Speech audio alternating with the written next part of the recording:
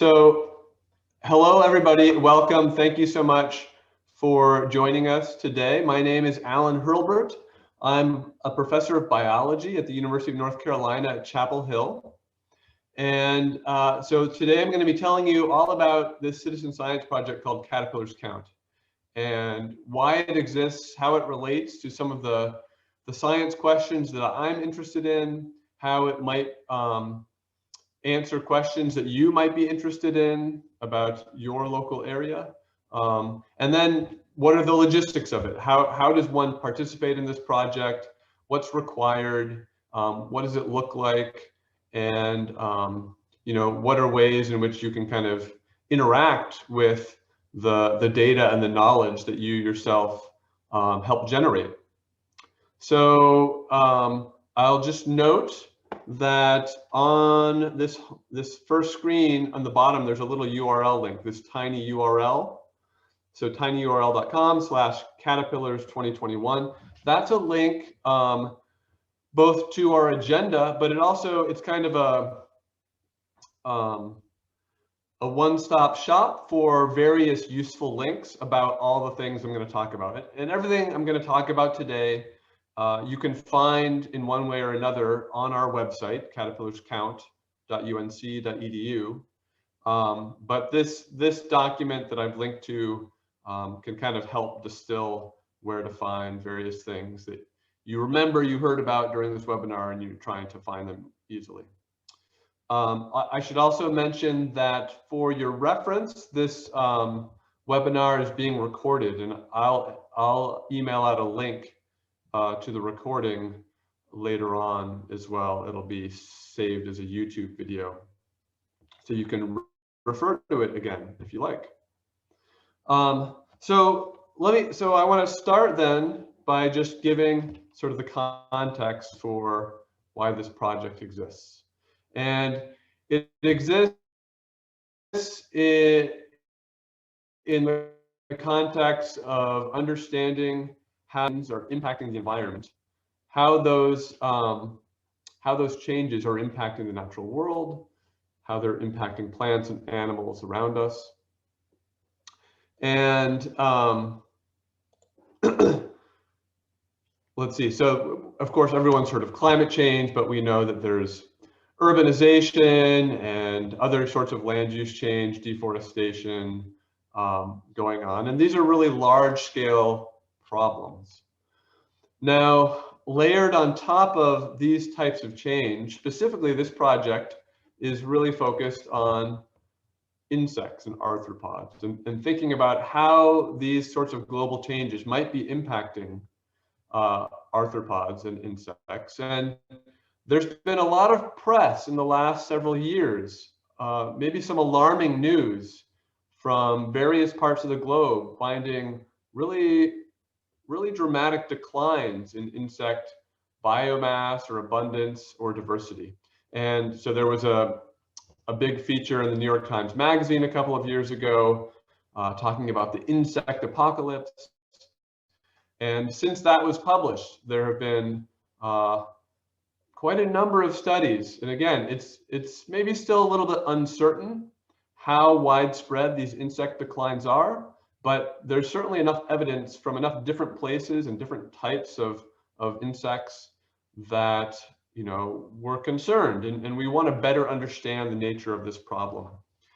This is actually, it's not necessarily a recent phenomenon, right? But it's that more and more scientists are sort of becoming alerted to the fact that this may be a widespread problem. And this is just a graph from 7 years ago now, just demonstrating how there have been some overall declines in Lepidoptera, butterflies and moths, and other invertebrates at a global scale.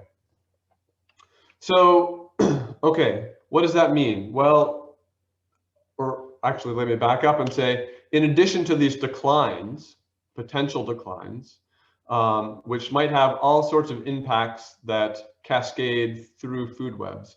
But in addition to declines, insect communities may be changing in other ways too. And one common way that they might change, and this especially is related to the extent that environments are warming more than they historically have. That has to do with the seasonal timing of insect activity. And so this year here in North Carolina anyway, we're very much in this middle phase and very rapidly expanding towards this picture on the far right here. And so of course in the spring we have this big seasonal flush, this green up of vegetation. And of course there are all sorts of insect herbivores that are designed and ready to take advantage of all this beautiful green, lush new food source, right? And so this is a predictable timing every year. After the leaves flush out, we get all kinds of insects that either use those leaves as food directly, like caterpillars, or use those leaves as a home, a place to hunt other things, like for spiders, etc. But one question is, as environments are getting warmer, in some regions we know that trees are starting to leaf out a little bit earlier, and we might suppose that insects are also responding to that warming by arriving a bit earlier as well. So those are two different ways, just very general ways in which insects may be responding to these current anthropogenic changes. They may be declining. If so, we would really like to understand where they're declining, by how much they're declining. Are they declining more in urban areas than rural areas, etc.? And are insects shifting their seasonal timing? And there are plenty of reasons to care about why and how these insect communities might be changing, how they have changed, how they're going to continue to change. Just for understanding the insects themselves. But I'll confess to you that I'm not actually an entomologist. I'm an avian ecologist. And so I'm interested in what the potential impacts of these shifts on insects are for bird populations and bird communities. So this is an example here. This beautiful blue bird is an indigo bunting. And this animated map is generated from citizen science observations of birds contributed to eBird. And I'm sure many of you have heard about eBird. It's sort of the premier example of a citizen science project that's able to centralize and coordinate millions of observations, millions of bird observations per month. And what all of those observations allow scientists to do, and in this case, this animation was developed by scientists at the Cornell Lab of Ornithology in Ithaca, New York. But they can generate these models that predict for every week of the year sort of where you expect to see indigo bunting or any other species. And the darker the blue or purple, the greater the density, and sort of the orange colors, that density is a little bit lower. And you can see that now my little date slider is not in sync here. But in the spring, of course, these birds, like many other migrants, start shooting northward. And actually, just in the past week or two, where I live in North Carolina, I'm starting to see some of the first migrant warblers and things like that are coming up. Now, well, why do birds migrate? You might think of birds as migrating to avoid harsh winters. I think of birds as migrating northward to take advantage of this big seasonal pulse in insect availability. And of course, if these insects are starting to shift the timing of their activity earlier in response to warming, then birds may not actually be timed as perfectly as they were in the past, perhaps, for raising their young at a period when those insects are plentiful and during a time when they have the greatest chance of raising those offspring. Now, I mentioned, so this animation came from eBird, and of course eBird only exists because of this large dedicated base of bird watchers, participants in this project, again, from all over the world, who contribute their observations. And thanks to those observations, we have this really detailed picture of what's happening with the birds. But we have a much less detailed understanding of what's happening with that bird food, that insect bird food, how much of it is out there, and how is that changing over the years, but also how is that changing in terms of its seasonal timing and its seasonal availability. And that's really why I started this project, Caterpillars Count, 6 years ago, I guess. And so the basic idea, and these are the things I'm going to walk through today, but the basic idea of Caterpillars Count, we're trying to get a semi-quantitative sense of how much bird food is out there. What does that seasonal variation look like? And we do that by getting out there and just examining lots of branches. I'll talk in a bunch more detail shortly about how we conduct these surveys. We have a free mobile app. We have various training resources available. We have our app is sort of integrated with iNaturalist. So I'll talk about all of this a little bit more. If you participate in a survey, you use our app, you submit data.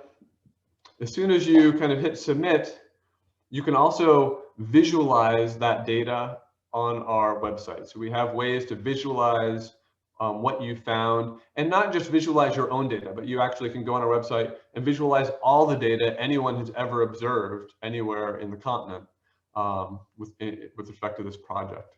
So I'll talk a little bit about some of the data visualization tools today. The project works really well at nature centers and for school groups. It works really well when you have maybe a small group of people to kind of divide up the labor. And I'll explain again what that would look like and what that means in a little bit. But that said, we have a number of participants who are just doing this in their own backyard, and they're not part of a group, and they're very interested in learning more about what kind of bugs are around them and what kind of plants those bugs are found on, etc. So you don't have to be part of a nature center or school group. And again, I'll get a little bit more into that. For folks who are in either formal or informal science education, STEM education, we do have various learning activities that are linked on our website as well that you can use, whether that's with summer campers or in a classroom. So there's various ideas there. So those are kind of the range of things we're going to talk about today. I should have mentioned at the outset that if you have questions throughout my presentation, feel free to put them in the chat.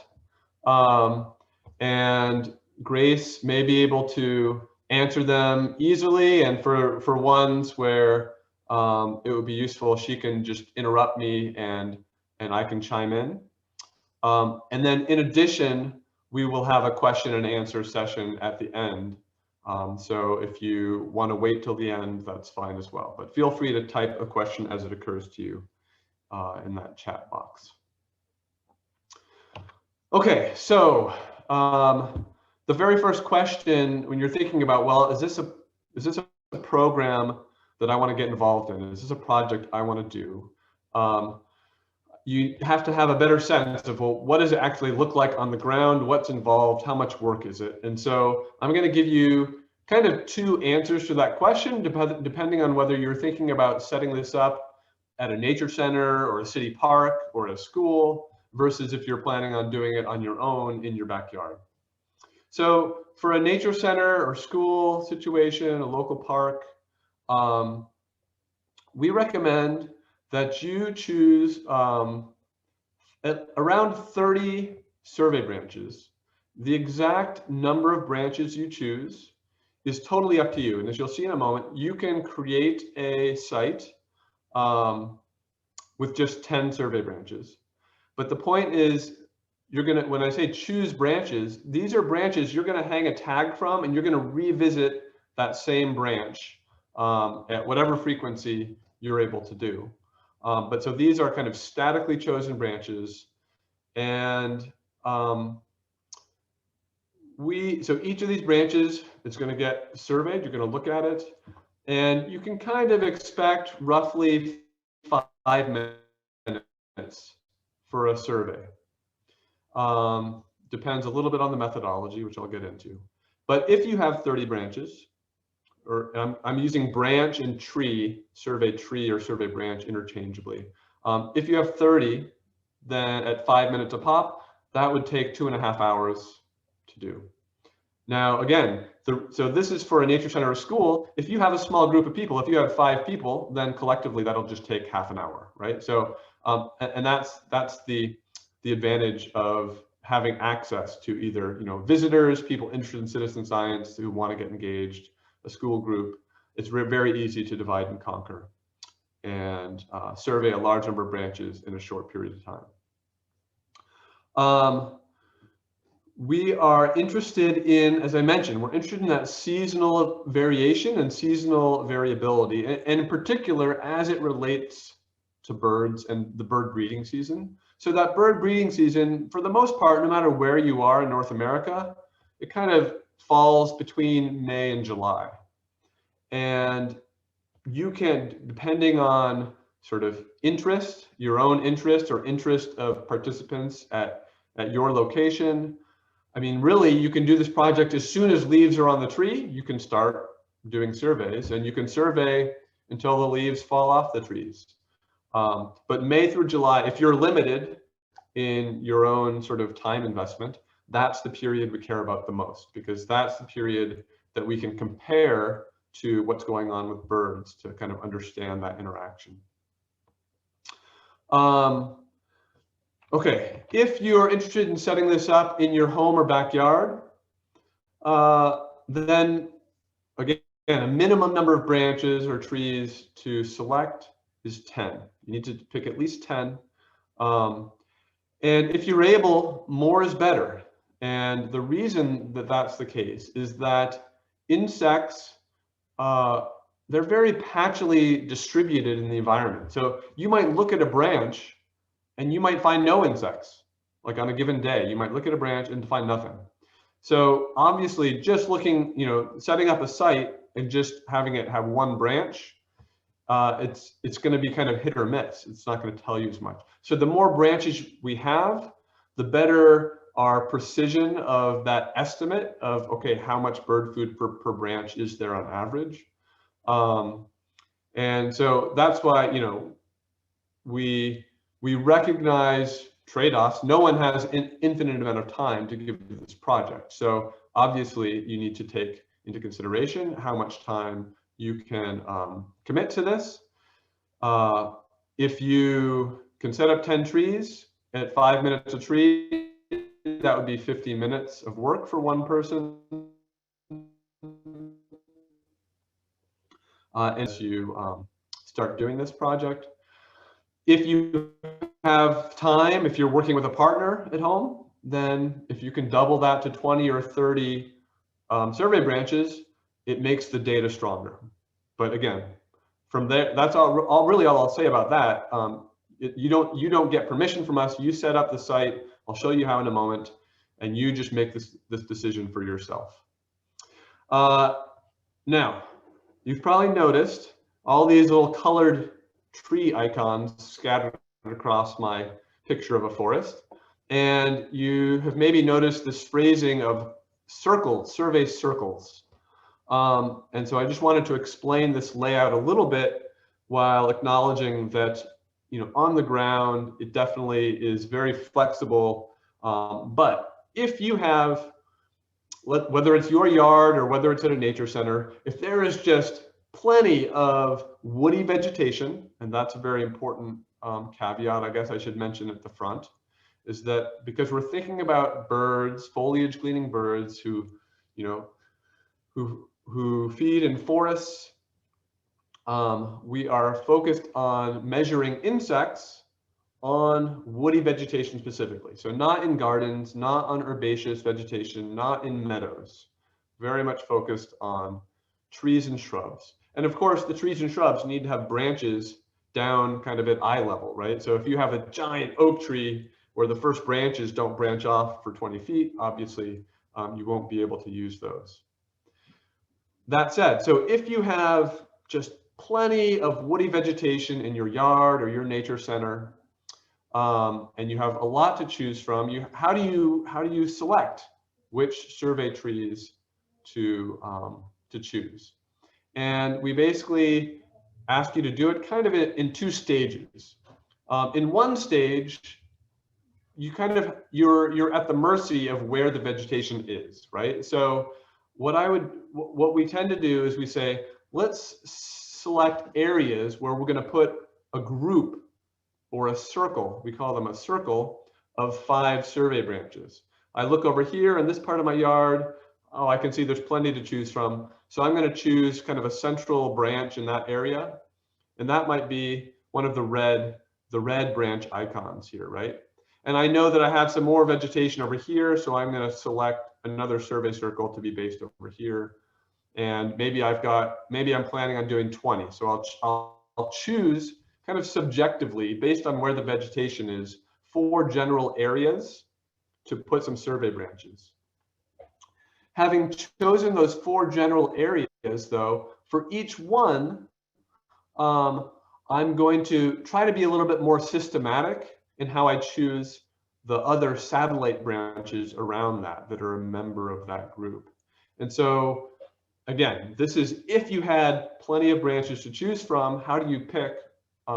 Well, just walk, say, 5 meters north of the central branch, and the first branch you come to, let's save that as a branch, and 5 meters south, and 5 meters east, and 5 meters west. So that's sort of the ideal layout is, okay, I subjectively chose the location of these red trees, but I more systematically identified what are the 4 satellite trees in these 4 cardinal directions 5 meters away. Oftentimes, you do not have a lot of vegetation to choose from. You're in a yard and you only have a certain number of branches. It's not going to look anything like this diagram. That's totally fine. If you have basically picked a segment of your yard, and maybe your yard is a forest edge, if you want, you can just pick 5 branches in a row along that edge. They're laid out. They should roughly be about 5 meters spaced apart. So the reality on the ground is going to be dictated by what you have to choose from. If you have a lot to choose from, this is sort of our suggested methodology. And the reason we have this step for choosing branches kind of systematically is because we want to get representative vegetation. So we don't want to be biased in choosing certain tree species over others. We want to get what are the tree species that actually are present. And by doing this systematic selection, the first branch we come to when we walk in this direction, that helps us do that. I know at this stage, there are always things that come up. Are there any questions in the chat I should address now, or any questions people would like to vocalize about setting up a site? There's a couple questions in the chat, which you just touched on a little bit about what tree types to select, but are there tree types that are best? Oak, redbud, other? Yep, so that's a great question. And so I mentioned representative vegetation. Now, to clarify, I should say, actually, we also have a preference for native vegetation. We want to know, so if you just have a yard with lots of ornamentals, that's less interesting to us from the perspective of thinking about, bird habitat and where birds, not that birds are never, visiting your ornamental trees, but we want to have a sense of,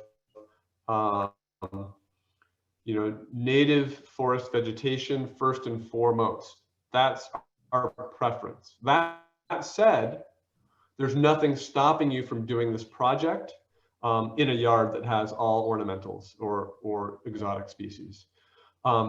If you have the choice, then we suggest selecting native tree species. Which native tree species? Again, we just want a representative sample. And in fact, you will find, and this is actually a very interesting part of the project, you will find that certain kinds of tree species tend to support more bugs than other tree species. And that's the kind of information that's actually very useful to have an understanding of. So we don't have target tree species. We want you to do whatever. Now, I'll throw one more caveat out there. And again, we really are very flexible. And so if there are specific questions that you would like to address, maybe you want to address some of the questions raised by a researcher at the University of Delaware, Doug Tallamy, who many may have heard of, he's really demonstrated that native plants tend to support a lot more bugs, a lot more caterpillars, a lot more bird food than invasive plant species. If you wanted to do a test of this for yourself, maybe in your yard or at your nature center, and do a comparison, maybe this is part of a group project or a school project, absolutely welcome to do that. I guess we just ask, if you're selecting non-native plant species, do that intentionally. If you have the choice and you're not interested in that question, and you have plenty of native species available, then go ahead and choose those. So another from the chat about smaller native bushes and woody shrubs, are those okay? And are conifers okay? Okay. So I would say for shrubs, again, less useful in general, but not disallowed. So, you know, we don't have a hard and fast cutoff, except as it comes to the average leaf size of a branch should be about 2 inches long, 5 centimeters. And the reason is, and I'll get into this in a moment, is part of the protocol is, okay, you're going to survey an area that we define as an area of 50 leaves. That's one of the protocols. If you happen to have a shrub that has teeny tiny leaves on it, surveying an area of 50 teeny tiny things is kind of not really worth doing. It's kind of too small of an area. So that's why we have this minimum leaf size. And the minimum shrub size, again, if it's a really tiny shrub, it's probably just not very relevant to the birds. It's still potentially interesting from the perspective of, well, what do those kinds of shrubs support insect-wise?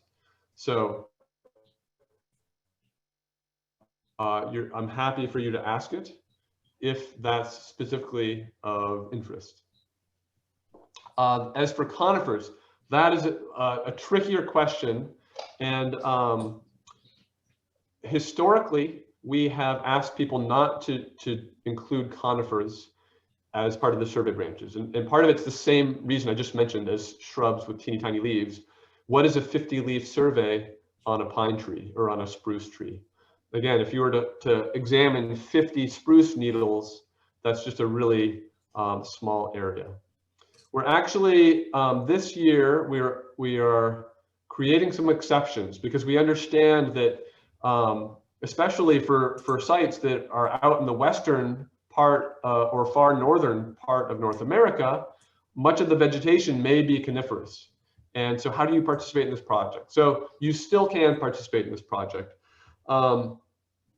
And there's one, honestly, if you really want to include conifer branches, the easiest thing at this point right now is to just send me an email at some point, caterpillarscount@gmail.com.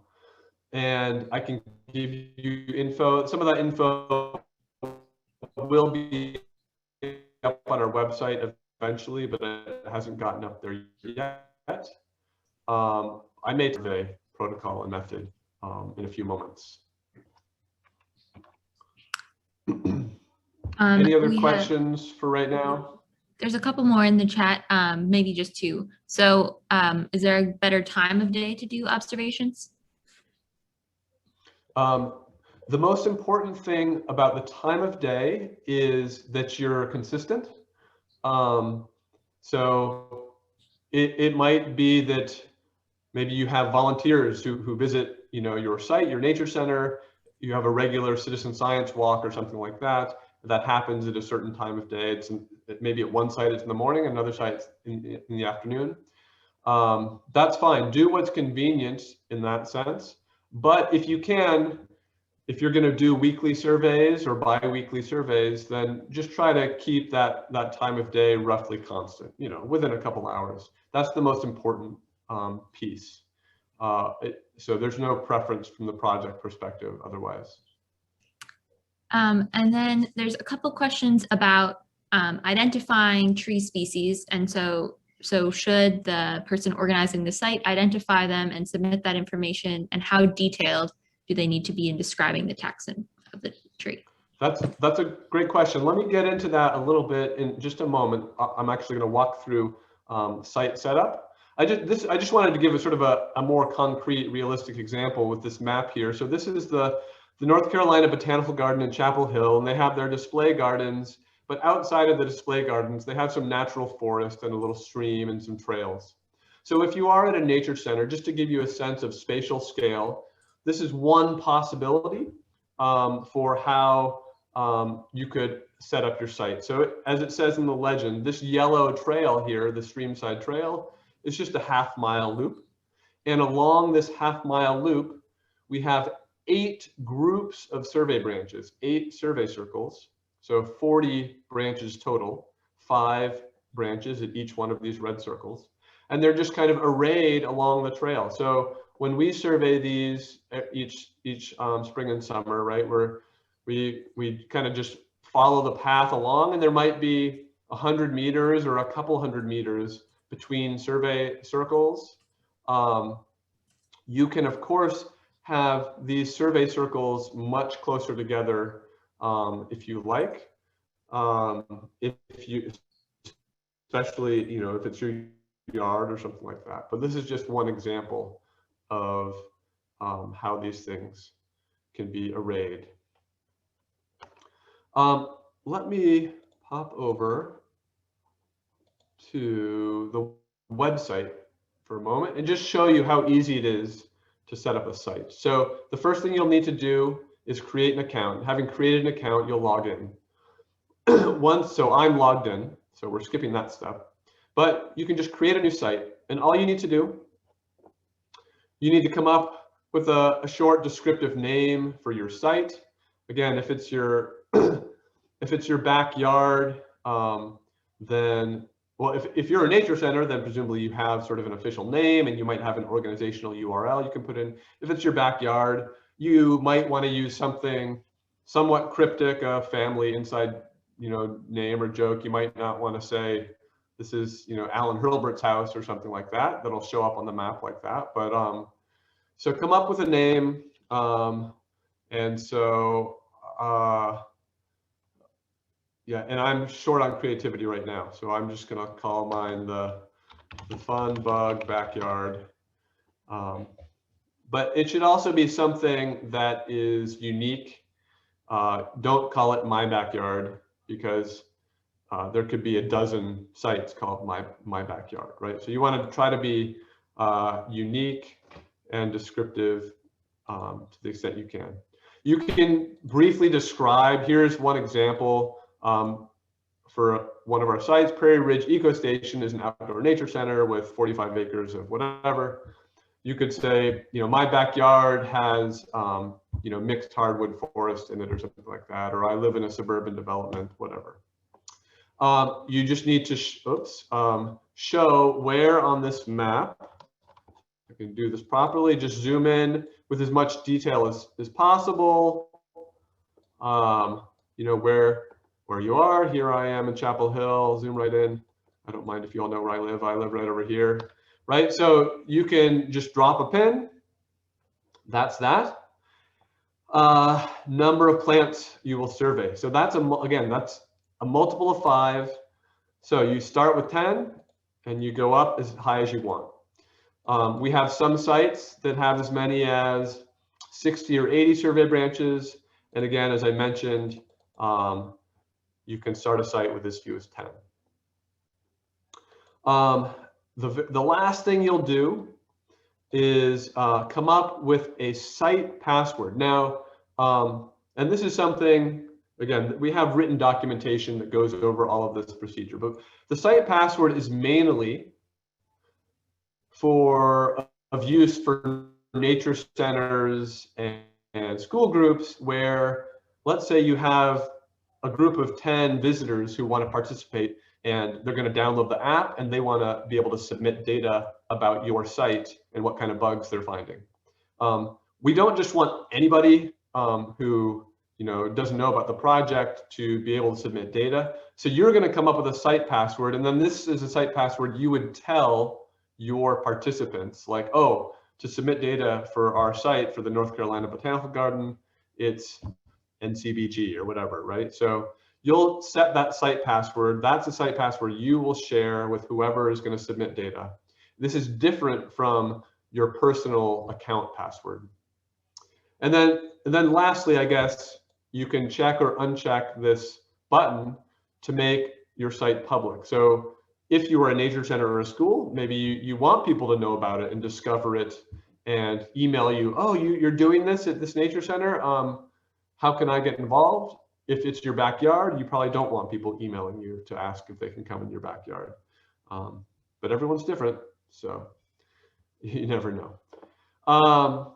And that's it, create a site. So you didn't have to contact me, ask me for permission or anything. You literally just come up with a name, show where it is in the map, decide how many branches, set a site password. That is it.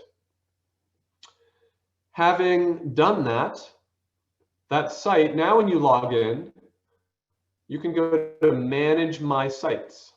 Clicking that. And your site will show up in this drop down. Now I can see all the sites. I'm the master of all caterpillars count. But so let's look at Acadia National Park in Maine.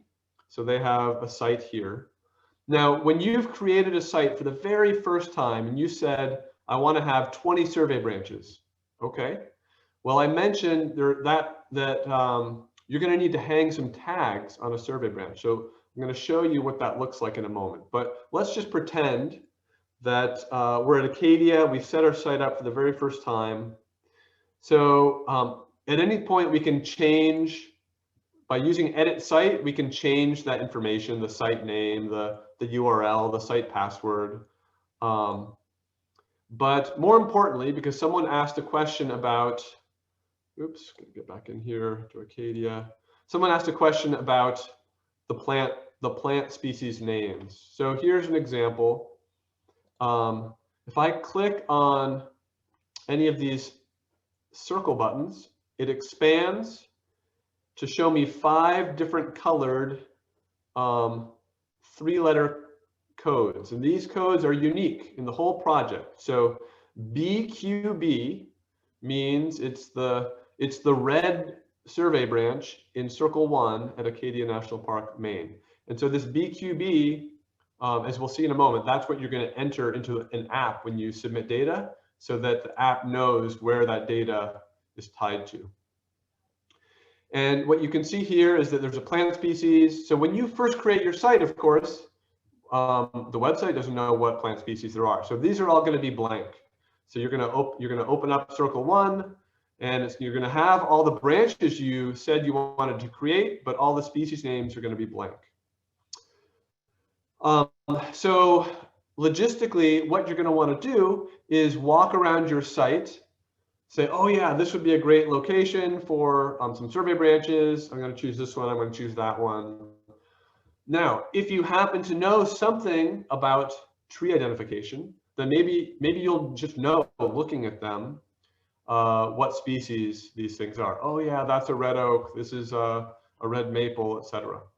If you know that, that's great. And what you can do is you can go ahead and then fill in this information. You can do this with the app, so walking around with your phone as well, even though I'm showing it to you on the website. If you are not an expert in tree identification, than at all. So maybe you don't even know that it's an oak, or you don't even know it's a maple. You can leave these blank. We have a few, it's great if you can try learning some plant identification. And we have some links to plant identification resources on our website, and some basic plant keys. If you just get as far as it's an oak species or it's a maple species, etc., that's great. That actually is extremely useful. But again, we have no control over how well you're able to identify these. But it is valuable information if you can identify them. Let's see, Grace, do we have more questions that have cropped up? There's one question about how busy they would be if they allowed people to email them through the site. Do you think they would get a lot of emails from the public? I suspect no. It's really, let me see actually if I can, to discover your email address as a contact for Cadbo's Count, they need to explicitly, let's see, participate. They would have to, first of all, know that our project exists, find our website. Let's see, where is it?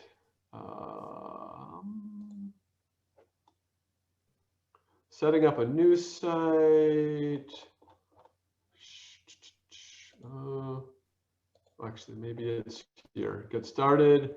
2 ways to get involved. Start up a new site, find an existing site near you. If you click that link, then we have this list of public sites. I should actually check our web traffic stats. I have no sense of how visited this is. But this is where, if you check that box, you would get listed on this page. And so most of them, I guess these are, I don't know why some of them don't have the state listed, but usually you can sort this by state, and then you can see, oh, here are the nature areas in my state, and then you can look at those areas on a map or email. I would not expect to get that much email traffic from this.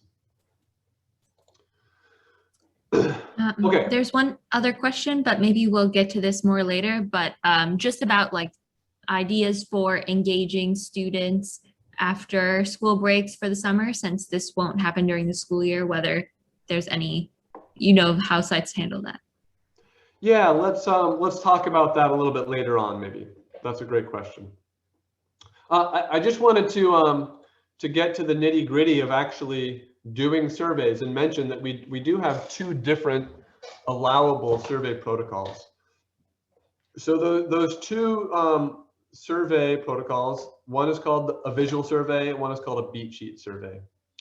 And they kind of have pros and cons. The pros of a visual survey is that you don't need any special material at all.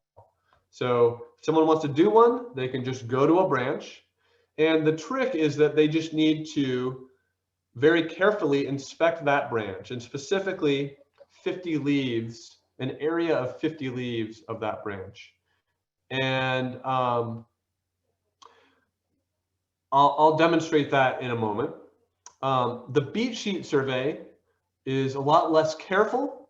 It's maybe a little bit more fun, so it might be more engaging for younger participants, and it takes less time. The downside, of course, is that you need a beat sheet. Now, we have instructions on our website for making a beat sheet with, basically $5 worth of materials. So it's super easy. We've literally just stapled a square of white fabric to 2 cross-frame pieces of wood. But if you were going to have participants and you need them to be able to access the beat sheet supply somehow or something, and that's complicated, then maybe you want to do the visual surveys, etc. If you are intent on doing this with younger kids, like middle schoolers even,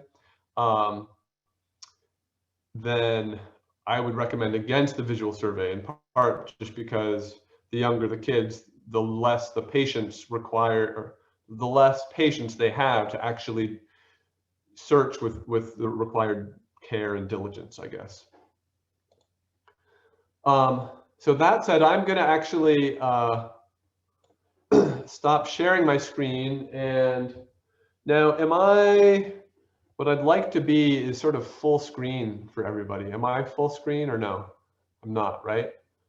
How do I make myself do that? Or for some people, am I full screen? Speaker.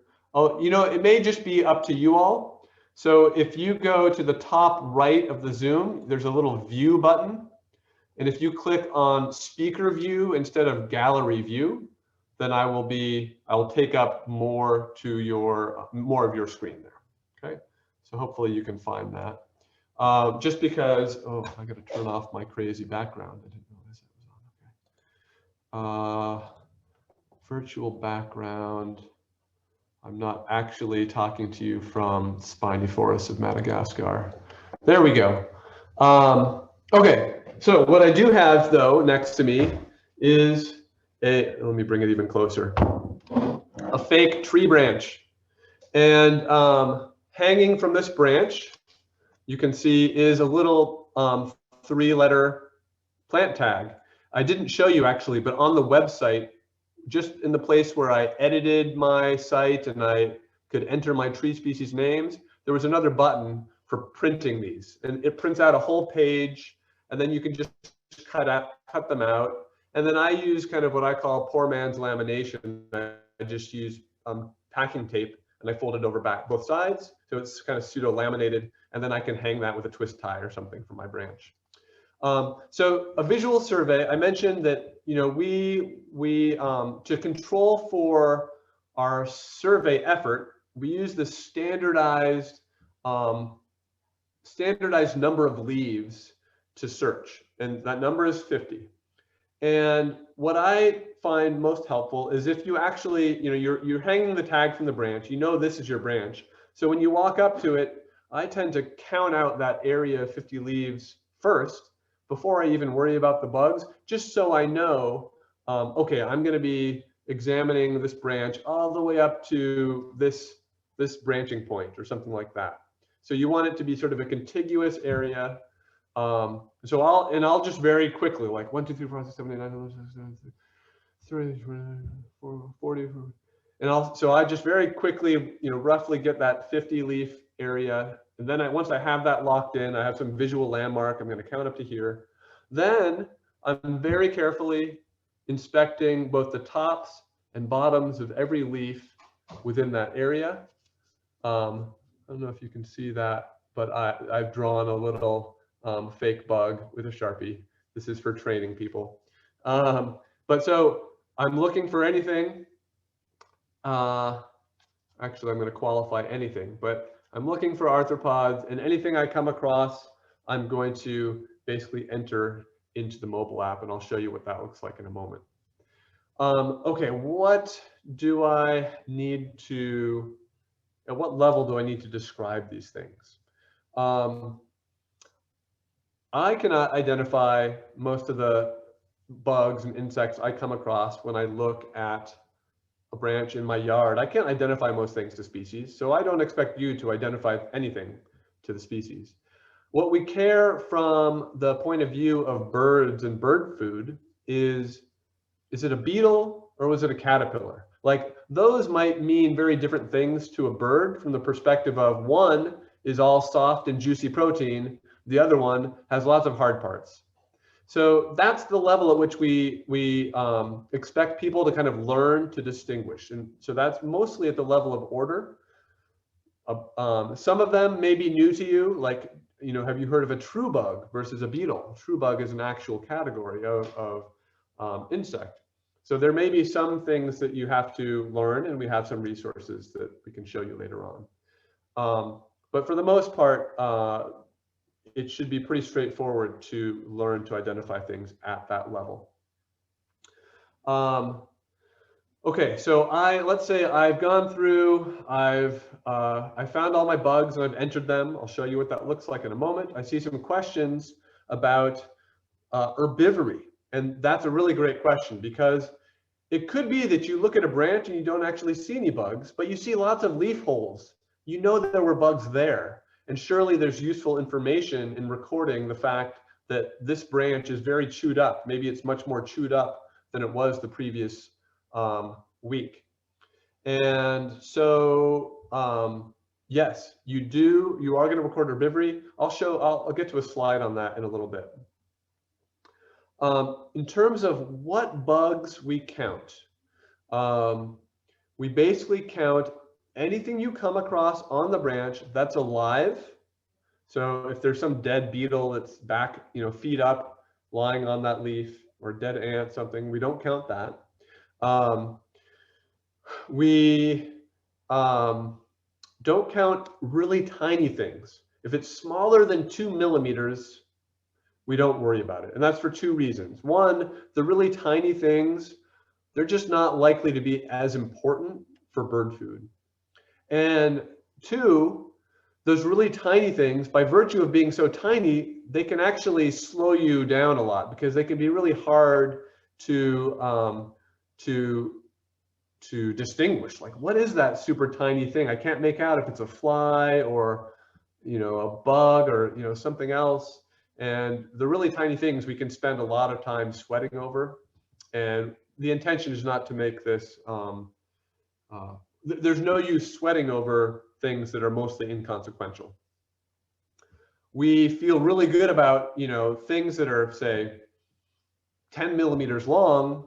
Like those ones should be easy to examine and, easy to identify, etc. So 2 millimeters is sort of our cutoff. Needs to be alive. We tend not to count pupae, so little chrysalises, or we don't count galls. We don't count, little warts in the leaf that might be a home to a larva, but we don't worry about those. So we're kind of thinking about easily accessible bird food. Okay, now I demonstrated a visual survey, but now I want to demonstrate a beat sheet survey. And I mentioned, so here's our simple beat sheet design. I should patent this and make my millions. But basically, like I said, there we go. Got it twisted.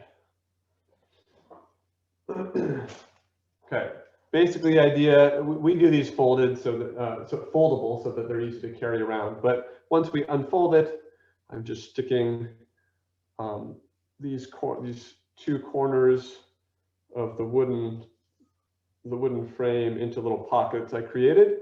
So I have this, and I'm just going to hold this under. I'm going to hold it under my survey branch, and I'm going to take some stick. I don't have a stick, but I do have a pen. This can be my stick for now, right?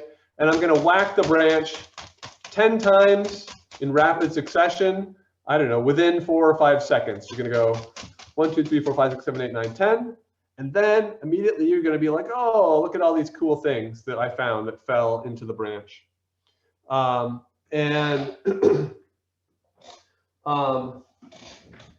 So from there, so that's why you don't have to do this painstaking search of turning over each leaf one by one. You're not like looking for the things that are camouflaged along the twigs and petioles. Stuff just falls out. It's on a white sheet. It's very easy to see. And then you of course have to identify it and estimate its length. I guess I left that part out. That is something else you're gonna do as part of this. Now, I saw someone asked if we can use sweep nets. Sweep nets are a little bit different. They're not quite the same as a stationary beat sheet that you're whacking. So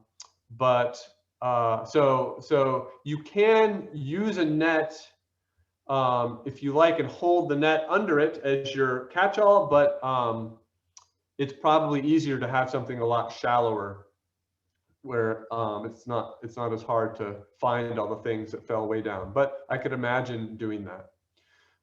With the beat sheet survey, the thing you'll need to keep track of is how many leaves. So again, with a visual survey, we know that everyone was instructed to search exactly 50 leaves. With a beat sheet survey, it's really going to depend a lot on the structure of your branch, how many leaves were actually poised over your beat sheet when you whacked it. And so that's actually something that will differ from tree to tree.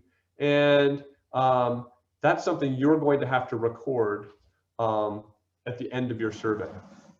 So let me actually go through what this survey looks like. Oh, Grace, I need you to enable screen sharing because since I'm the host, I can't do it anymore.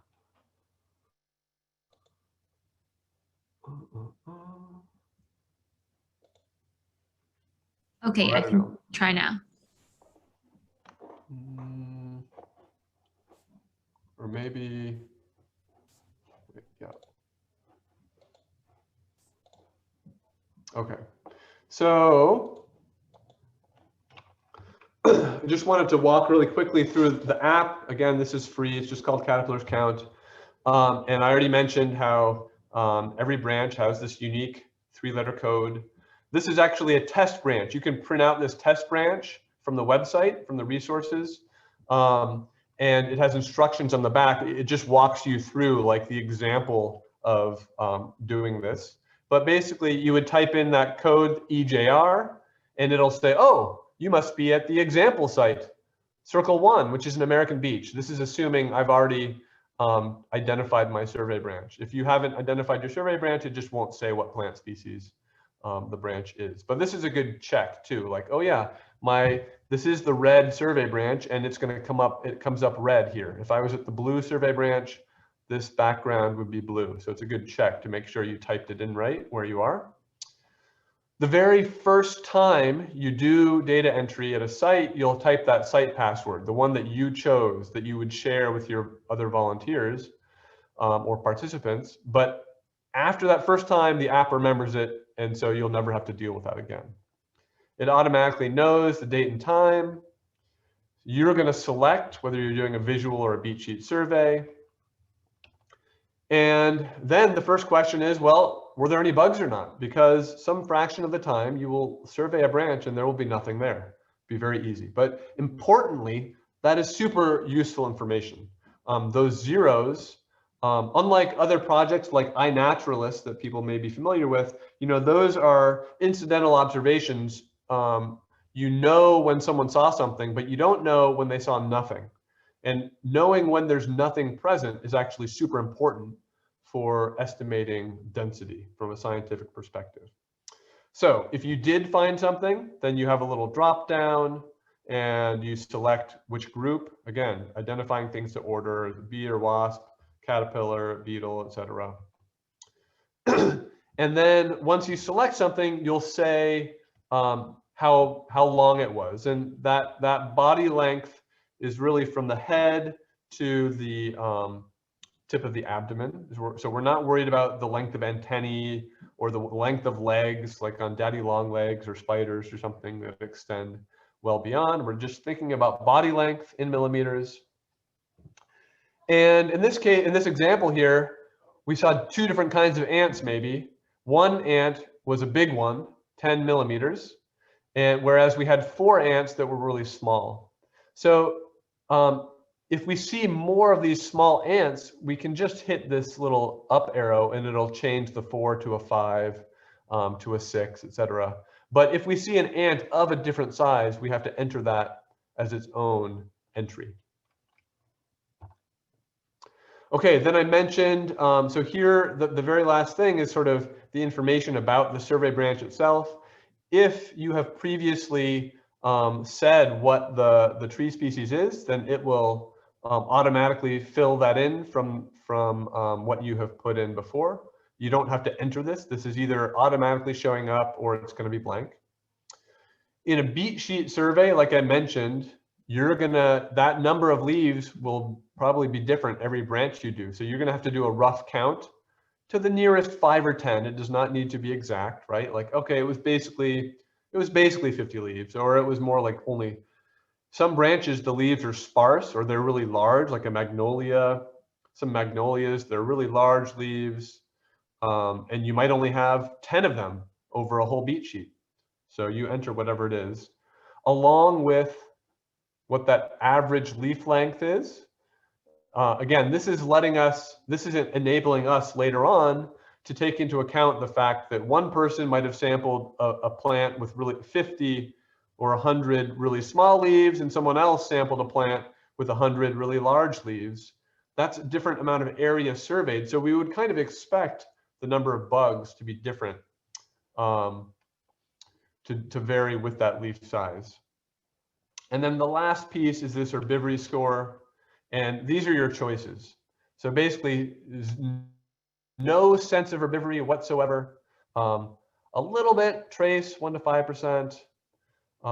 Probably most leaves, most of the time, really fall into trace. You can find some evidence, but it's not that much.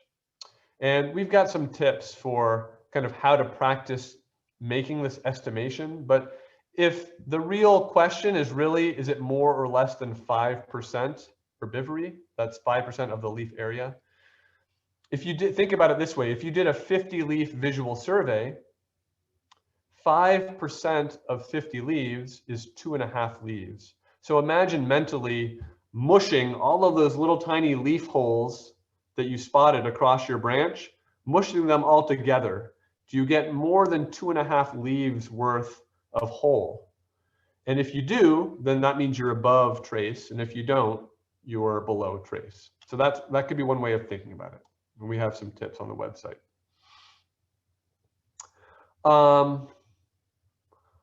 I think I'm going to skip this game, but I will mention it, which is just that, again, if you want to get a sense of what is this project like, I would try out that sample survey branch, but also we have a virtual game that's linked on our website. So again, it's just virtual survey, the capital S, at the end of our website name. And it allows you to go through the process of, it shows, so this is actually a view from that game. It's a branch. And if you look closely, you can see there are some bugs that are kind of scattered across, and some of them are easier to spot than others. This is just showing, this is a screenshot, because as you move the mouse around, it's like a magnifying lens. So it kind of magnifies the part of the screen where your mouse is. And so first of all, of course, you have to find the bugs, and sometimes they're cryptic. Second, you have to, then it looks just like the mobile app. You have to select from the drop down and say what kind of bug it is. And then last, you have to estimate its length, and it shows you a little ruler. And then, the more accurate you are, the more points you get. And the branches go from easy to hard in terms of how easy it is to pick things out. So I'd highly recommend trying out the game to get a sense of the process. That's good practice for identification too. Okay, and then the last things I wanted to mention before we kind of open it up more broadly. I know there's still some questions people might have. I wanted to talk a little bit about the data visualization and then get into some of those resources that are available. So on the website, if you go to Explore and Maps and Graphs, you'll land on this page here. And at the top of this page, there is a leaderboard that shows, these are all different sites, and this is, the leaderboard is at the moment is just based on how many surveys have ever been done at that location, but you can sort based on, let's see. So for example, which sites had the highest percentage of surveys with caterpillars? That's really the leaderboard. I think that's the default leaderboard, but it's defaulted to sort by this year. And this year, nobody has done any surveys yet. So that's why everything started out as 0. So this is just kind of fun to see where you rank. You can dig down to find your site on there. But below that, we have this map, and the map shows the location of our caterpillars count sites. So all of the dots here.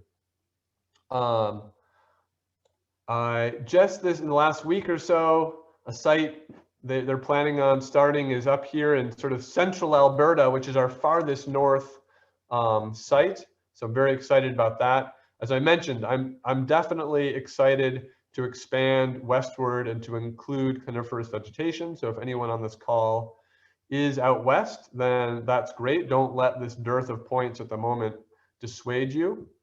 But so on this map, first of all, and maybe it's a little bit hard to tell, I keep meaning to revamp our color scale, but it always seems to be not at the top of my mind here. But you can see that at the moment, the color of those green dots is showing which sites tended to have more caterpillars.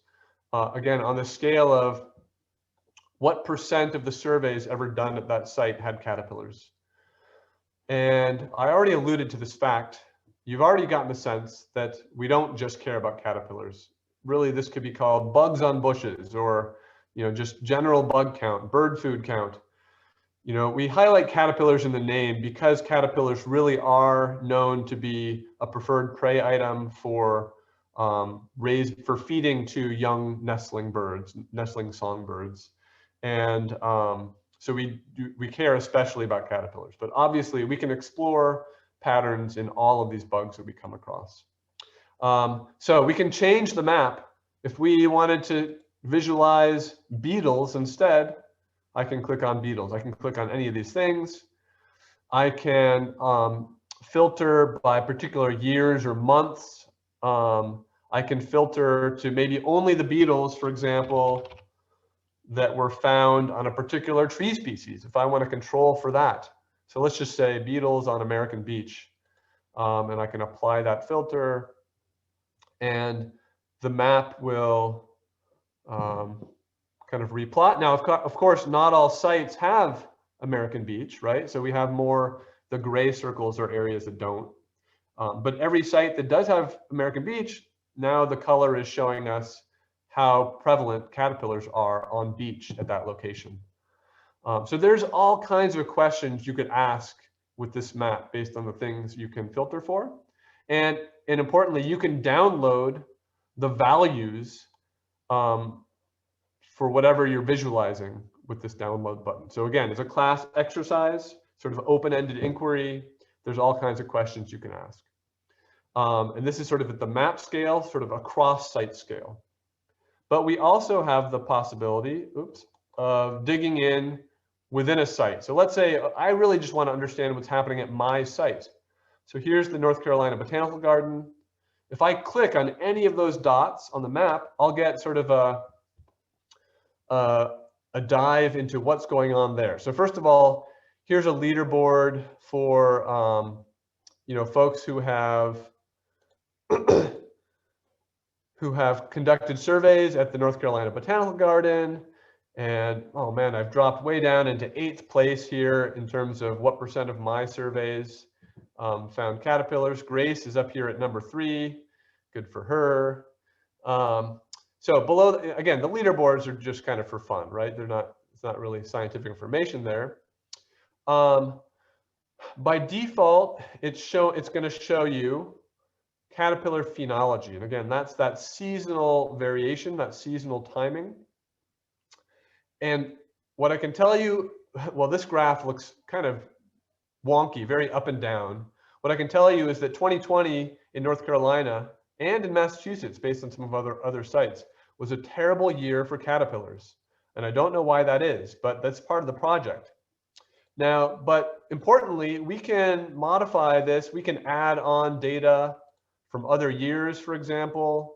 So here's what 2019 looked like. And here I'm adding caterpillars. So here I'm adding caterpillars from 3 different years to give you a sense of how that seasonal variation looks. You can see there's in different years, there's kind of different timings of when the caterpillar peak occurred. And like I said, 2020 was just really an absolutely terrible year for caterpillars. So I think this is really cool because at this site now, we have a sense of what's going on a little bit with different insect groups. And of course, we can add on, information from any of these other groups as well, right? So, and here's what spiders are much more common than caterpillars are, etc. So again, in terms of activities to do with students, there's all kinds of open-ended inquiry you can do. You can download the data that are underlying these graphs. It downloads as a comma separated file that you can then open in Excel or something if you wanted to. The other type of visualization that's available is this composition tab. And this shows, okay, at my site, what kinds of bugs am I seeing? And so the different colors you can see refer to these different types. So caterpillars are, even though they might be the most important insect for bird food, they're by far, they're definitely not the most abundant insect, right? So this gives us a sense of what the relative prevalence of these things are. We might want to ask this question, I alluded to it earlier, how does the proportion of insects vary with plant species? So these happen to be the different plant species that we have at the North Carolina Botanical Garden. This number in parentheses is how many survey branches there are of that plant species. And you can see a bunch of variation. Most notably on the American beach, you can see this giant gray bar in the American beach are these white beach blight aphids. I call them the boogie woogie aphids because a branch might be covered in like 500 of these little aphids, and when you blow on the branch, they all start kind of waving their feathery butts in the air like that, doing the boogie woogie. So there's various ways you can change exactly what you're plotting. The details of these visualizations can be found on the website, but there's a lot to explore, and you can download all of it. And then just as far as downloading, again, if you're doing this with students or for your own interest, and you're really, really interested in digging in yourself, so these are kind of summarized data. We do the summarizing for you, whether it's the phenology, we kind of average across all the branches that were, examined on a given day. But if you want to get the raw data yourself, all of the data for our project is freely available. You can download not just your own data, but data from every Caterpillars Count site. So you can say all sites, or just tell me what's happening at Acadia National Park, etc. And you can download data just for a particular year range or just for a particular arthropod group, etc. So that is all freely available. Okay. Last thing, I know we're supposed to end in 15 minutes and I want to leave time for questions. Last thing I'll mention is just if you create a site, then at the end of the season, usually in the fall, you will get an email of an annual site report that kind of synthesizes what was found at your site.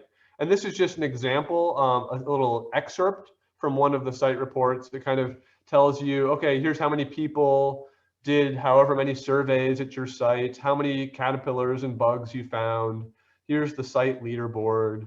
And then we provide some graphical summaries for you as well. And of course, you can make your own on our website, but we do this automatically for you.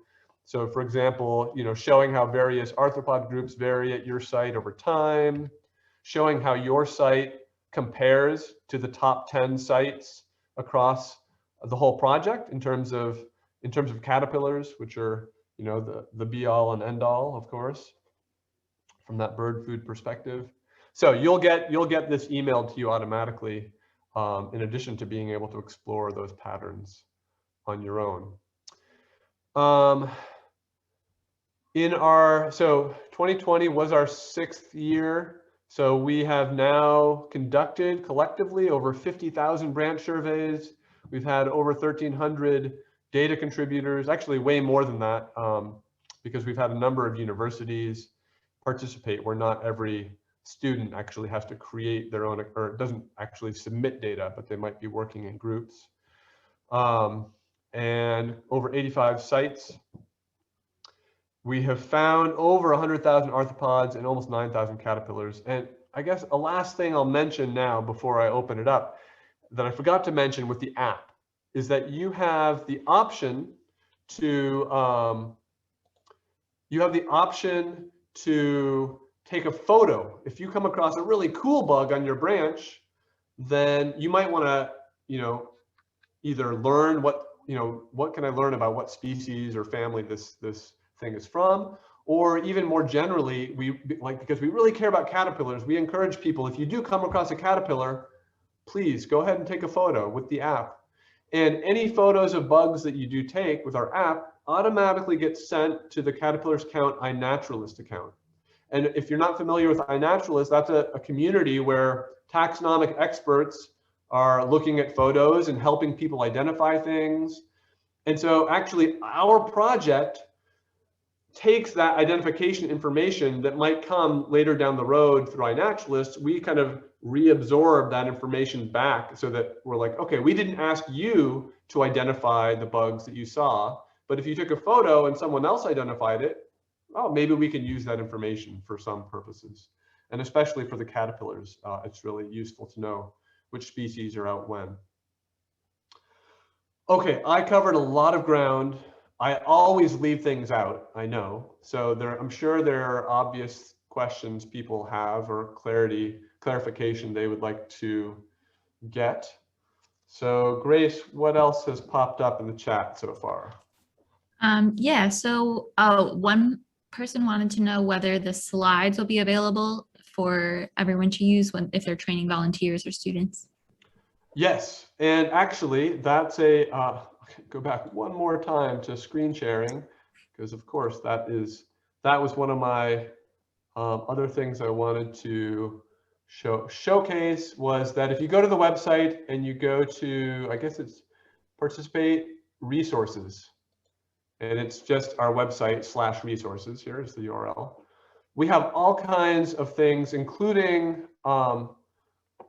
the workshop slide deck. Now this one at the moment is probably from a year or two ago, but I'll make sure that this most recent slide deck is linked up here. We have all kinds of PDFs, identification guides, things that you can print out. So here's a double-sided guide you can take out in the field with you as you're looking at branches. So this would be the back, this would be the front, to help people. We have links to right, so we have all these things. I mentioned the test branch. We have paper data sheets I didn't get into, but if you have people or you yourself want to just collect data on a paper data sheet, you can do that and then submit that information on our website later. How to build a beat sheet.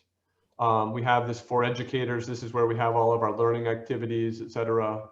And kind of instructions about exploring the data visualization, for how to manage, let's say you realize you made an error and you want to go back and edit your survey, you can do that in the Manage My Surveys page, etc. So this resources guide has all of that. But yes, the workshop slides will be available, and the workshop recording, like I mentioned, I will email out to folks as well. Another question is about whether you have to be consistent with the method that you use for each survey. So beat sheets and visual observations within a survey and across time when you're doing repeated surveys. Yeah, that's a really great question. So definitely we want you to be consistent and think about, for your situation, and whether that's just based on your personal preferences or whether you're thinking about other volunteers or participants who are going to come and what will be best for them. Think about which of those two protocols would work best and then just stick with it. If you're really into this project, and actually, I guess, where is this link here? Somewhere in Learn, we also have a list of potential side projects. If you get really into this project, then here's a list of projects that are sort of potentially complementary to this one.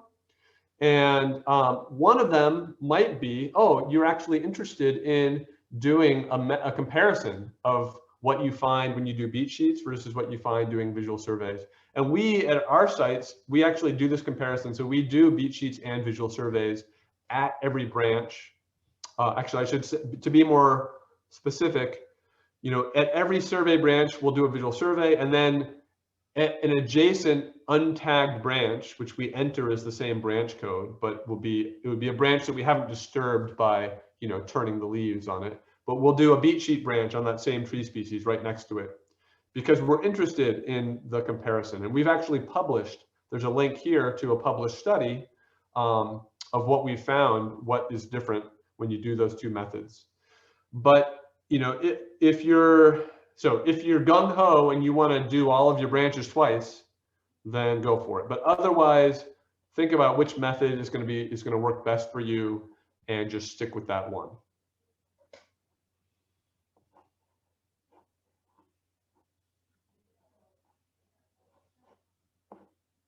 What else? What other questions are people having?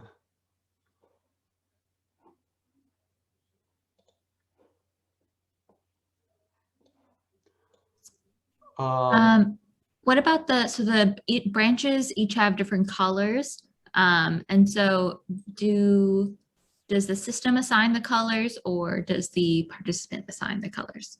The system assigns the colors, and there's no real meaning.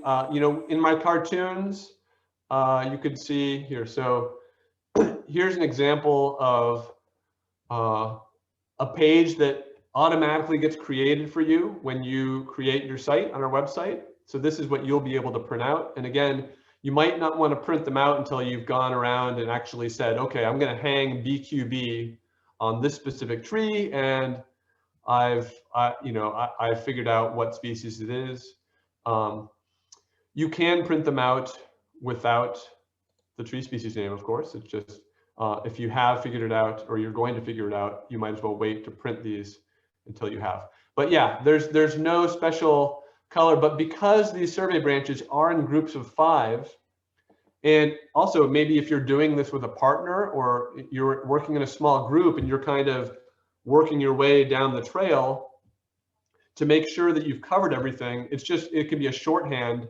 Someone finishes their survey branch, they're looking for the next one to do, and they're checking with their partner. Hey, have you done the red one yet in this survey circle? And they're like, no, I've only done green and purple, right? So that might be how it's useful, but otherwise, the color doesn't really matter too much. I see a question about when the seasons ends, and yeah, so I want to make clear the distinction between well, this project, it serves many different aims simultaneously. So one of the aims it serves is sort of a scientific research aim driven by some of the questions that I'm most interested in about the effects of climate change on birds and the timing of bird food. And you all, if you choose to participate, you're helping me address those scientific questions. And to the extent that to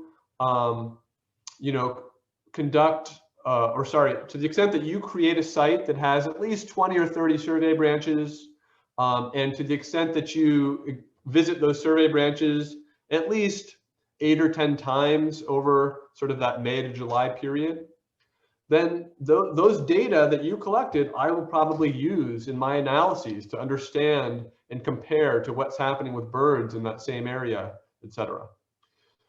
So there's the research aim.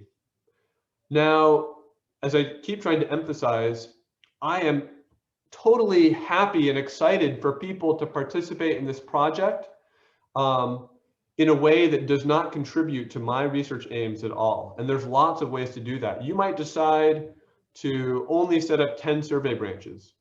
Now, for my research aims, maybe that's just small enough that I'm probably not going to use it in my analysis. But you might get you might learn a lot by doing that. You might still be able to, explore and visualize the data you collect. Maybe you only have time to go sample once a month, but you are able to do those comparisons for yourself, right? Or share with your students. So I'm totally happy for people to create caterpillars count sites, to do, you know, just to sample one time and decide it's not for you. It doesn't hurt me at all if you choose not to do a very rigorous level of frequent sampling.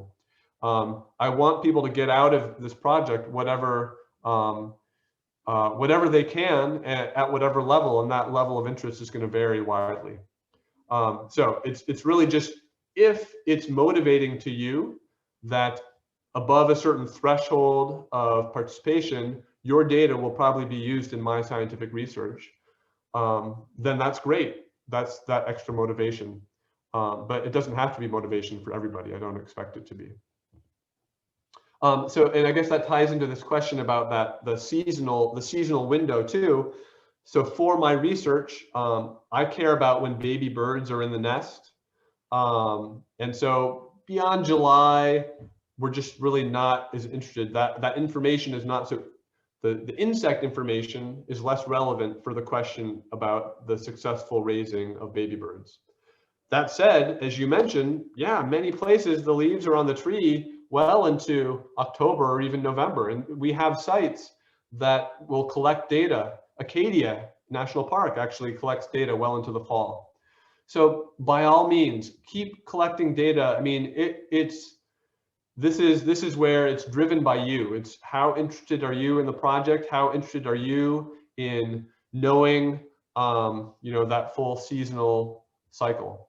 But I'm happy for you to collect data over that window, as long of a window as you are interested in.